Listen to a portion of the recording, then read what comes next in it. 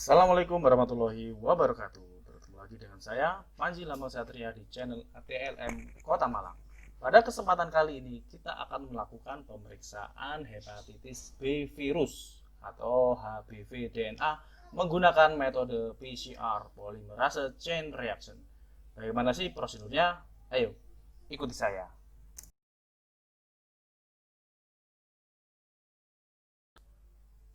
Sebelum melakukan pemeriksaan PCR, kita akan melakukan ekstraksi terlebih dahulu. Di sini sudah ada rekan saya, Mbak Cynthia dan Mbak Dewi Olivia yang akan membantu. Oke, alat yang kita gunakan di sini sudah otomatis, jadi kita nggak perlu lagi repot-repot untuk bekerja, tinggal menaruh aja sesuai dengan layout yang ada di instruksi kerja alat. Ini adalah mesin ekstraksi otomatis tadi, namanya ExyPrep, produk dari Pioneer. Ini pabrik dari Korea ini ya.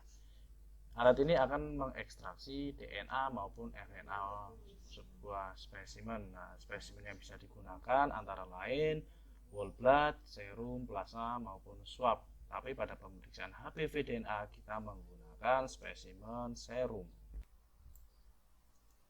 Sebelum bekerja, pastikan diri kita harus safety terlebih dahulu.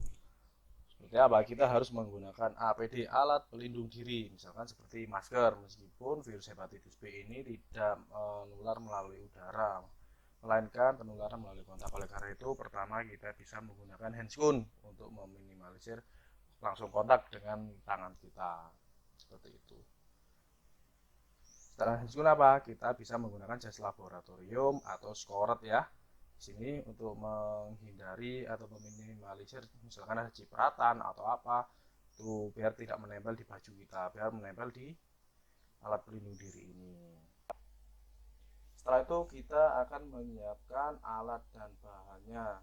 Jangan lupa yang pertama adalah mikropipet. Di sini mikropipet, nanti kita mengambil cairan sebanyak 400 mikroliter. Kemudian setelah itu ada filter tip, jangan lupa. Nah, ini filter tip namanya. Jadi di dalam tengah-tengahnya ini ada filternya untuk meminimalisir bila terjadinya aerosol biar tidak mengkontaminasi di mikropipetnya. Kemudian ini juga ada buffer cartridge.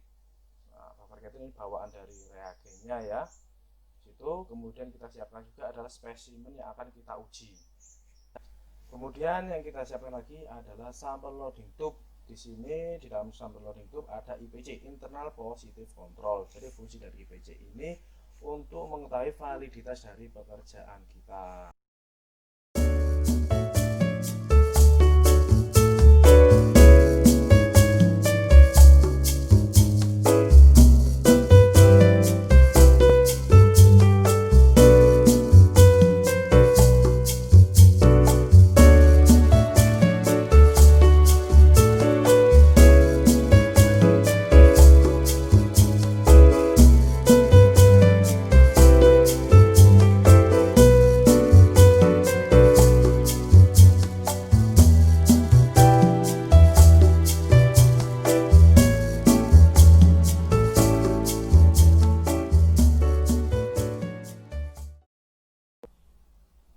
Oke, sekarang saya akan memindahkan spesimen ke dalam sampel loading tube di sini ya. Berapa volumenya? Yaitu adalah 400 mikro. Kita menggunakan mikropipet. Sebelum kita memindahkan, kita harus menghomogenkan sampel terlebih dahulu biar hasilnya bisa representatif. Karena kan sebelumnya ini sampel kita simpan di suhu -20 derajat. Sekarang kita akan memasukkan NTC atau non template control atau juga bisa disebut sebagai negative control. Jadi fungsi dari negative control ini akan memantau pekerjaan kita juga, apakah nanti pekerjaan kita ada kontaminasi seperti itu. Setelah NTC nanti juga kita akan mengerjakan low positive control sama high positive control. Jadi ada positive control yang nilainya rendah, ada juga yang nilainya tinggi.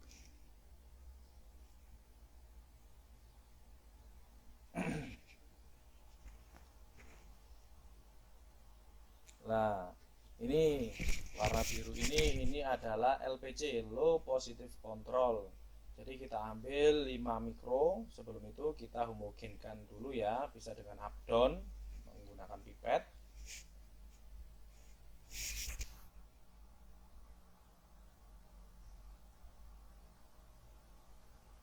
Nah, di dalam pun juga bisa kita up down biar homogen juga. Setelah itu yang warna merah ini adalah high positive control. Positive control dengan nilai yang tinggi. Kalau nggak salah sekitar 10⁻5 ini. Kalau yang low tadi 10⁻3 atau 1000 IU per ml. Sekarang kita akan memasukkan mulai dari sampel tadi ke dalam alat ya. Di sini sudah ada layoutnya, kita tinggal mengikuti saja. Di situ yang pertama adalah sampel untuk berak, tempat-tempatnya sampel tadi kita masukkan di situ. Kemudian ini adalah untuk tempat limbah, jadi kita taruh di sini. Jadi nanti setelah proses pemipetan hasil akhir akan ditaruh di tempat limbah ini. Jadi semua di sini bersifat infeksius, jadi kita harus berhati-hati. Kemudian ini buffer cartridge 2. Di dalam buffer cartridge 2 ini terdapat magnet. Nah, bisa dilihat ya, hitam seperti itu ya. Jadi secara prinsip nanti struktur virus itu nanti akan dilisiskan atau dihancurkan, kemudian DNA-nya akan diikat oleh magnet. Setelah diikat oleh magnet, barulah akan proses pencucian menggunakan buffer cartridge 1 ini. Jangan lupa tutupnya dilepas, karena kalau nggak dilepas ya nggak bisa melakukan pemipetan nanti. Jadi alat akan error. Setelah itu kita coba cek dulu apakah pemasangan kita sudah benar, sudah pas. Tuh kita tekan reset di sini ya. Nah itu kita cek, oh aman, nih nggak ada yang tabrakan ya. Situ loh, ada. Nah, setelah itu kita masukkan diagnosakit. Habis ini namanya diagnosakit. Di dalam diagnosakit ini sudah ada namanya primer dan enzim. Jadi kita tidak perlu lagi repot-repot untuk nge-mix seperti punyanya apa itu COVID itu ya. Jadi kita masih manual. Jadi nanti hasil akhir atau elution DNA-nya akan ditaruh di sini. Setelah kita taruh diagnosakit, jangan lupa kita kasih cover atau protektor di sini. Ya, harus rapat pemasangannya. Setelah itu kita harus menaruh filter tip juga. Ini filter tip ini sudah bawaan dari reagennya ya, dari pabrikannya sana sudah ada, jadi kita tinggal menaruh saja. Secara prinsip kita jangan sampai menyentuh ujung filter tip biar tidak terjadi kontaminasi, biar pekerjaan kita aman. Sudah lengkap ya, sekarang kita masukkan ke dalam IC prep. Jangan lupa pintunya ditutup.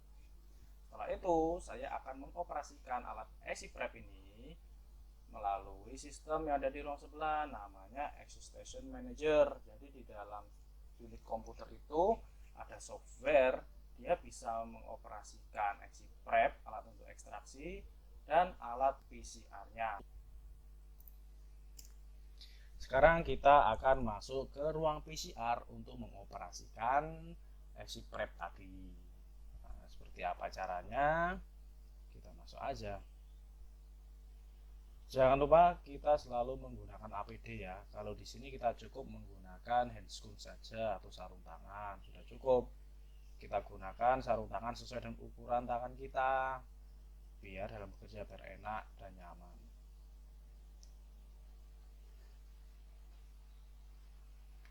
Ini softwarenya sudah saya aktifkan dari tadi, namanya Excitation Manager di sini ya. Jadi di sini kita bisa mengoperasikan dua alat seperti yang sudah saya sampaikan tadi.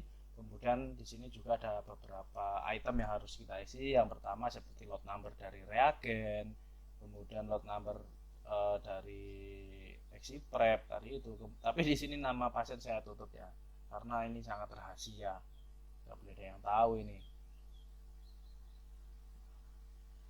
Nah, kemudian di sini bisa kita lihat ada namanya standar kurva. Standar kurva ini dibentuk ketika pertama kali kita membuka reagen dengan lot number yang baru. Jadi standar kurva ini fungsinya biar bisa menghitung secara kuantitatif nilai dari spesimen yang akan kita uji. Kemudian di sini tinggal klik play aja ya untuk memulai. Di sini ada cek SI prep setting. Jadi bisa kita cek di sini sampel tuprak sudah, washer tray sudah, tempat limbah tadi, terus cover cartridge 2. Nah, jangan lupa ini remove the acrylic lid. Jadi kita tadi harus melepas tutupnya. Kemudian illusion tuprak sudah, kemudian diagnostic tip rak sudah. Oke. Jadi waktu yang dibutuhkan untuk melakukan proses ekstraksi ini adalah 1,5 jam. Itu bisa kita lihat ya di sini jam 10.14 ekstraksinya akan selesai. Jadi 1,5 jam ini bisa kita gunakan untuk kegiatan yang lainnya.